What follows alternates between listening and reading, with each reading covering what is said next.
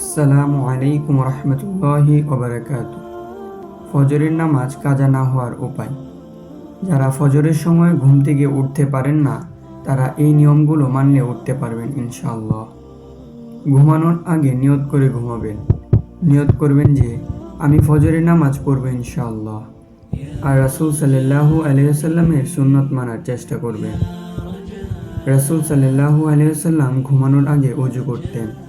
রাসূল সাল্লাল্লাহু আলাইহি ওয়াসাল্লাম বিছানায় গিয়ে প্রথম বিছানা পরিষ্কার করতেন। তারপর সূরা ইখলাস, সূরা ফালাক, সূরা নাস পড়তেন। এই তিনটি সূরা পড়ে হাতে ফু দিয়ে সারা শরীর মাসাহ করতেন। এভাবে তিনি 3 বার করতেন। আর ঘুমানোর আগে মোবাইল দেখা যাবে না। যখন আপনি শুয়ে পড়বেন তখন জিকির করবেন, সুবহানাল্লাহ পড়বেন, আলহামদুলিল্লাহ পড়বেন, লা ইলাহা ইল্লাল্লাহ পড়বেন, আস্তাগফিরুল্লাহ পড়বেন। ইনশাল্লাহ ফজর আর কাজা হবে না। ঘুমানোর সময় ডান কাত হয়ে শুবেন।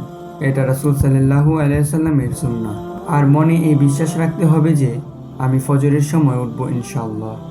যদি মোবাইলে অ্যালার্ম সেট করেন তাহলে মোবাইল বিছানা থেকে দূরে রাখুন। যখন অ্যালার্ম বাজবে তখন অ্যালার্ম বন্ধ করতে আপনাকে বিছানা থেকে উঠতে হবে। তখনই ঘুম ভেঙে যাবে ইনশাআল্লাহ।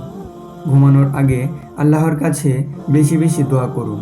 আরেকটি আমল, যে আমলটি করলে আল্লাহ তাআলা আপনাকে জান্নাত দিবেন, সে আমলটি হলো আপনি যখন বিছানায় যাবেন তখন আপনি সকলকে ক্ষমা করে দিয়ে ঘুমাবেন। আপনি সারাদিন যাদের সঙ্গে চলেন বা আপনাকে কেউ যদি কষ্ট দিয়ে থাকে আপনি তাদের ক্ষমা করে দিয়ে ঘুমাবেন। ইনশাআল্লাহ আল্লাহ আপনাকে জান্নাত দিবেন। এই সংক্রান্ত একটা হাদিস আছে, ইনশাআল্লাহ পরে কোনো সময় আলোচনা করব। ঘুমানোর আগে তওবা করে ঘুমাবেন ইনশাআল্লাহ। এই আমলগুলো করলে ফজর আর কাজা হবে না। রাসূল সাল্লাল্লাহু আলাইহি ওয়াসাল্লাম বলেছেন, তোমরা রাত জেগো না। রাসূল সাল্লাল্লাহু আলাইহি ওয়াসাল্লাম এশারের নামাজ পড়ে খাওয়া দাওয়া করে ঘুমিয়ে যেতেন। রাসূল সাল্লাল্লাহু আলাইহি ওয়াসাল্লাম এশারের পরে জাগা অপছন্দ করতেন। যদি পারেন 2 রাকাত নফল নামাজ পড়ে ঘুমান। আল্লাহ আমাদের ফজরের নামাজ পড়ার তৌফিক দান করুন।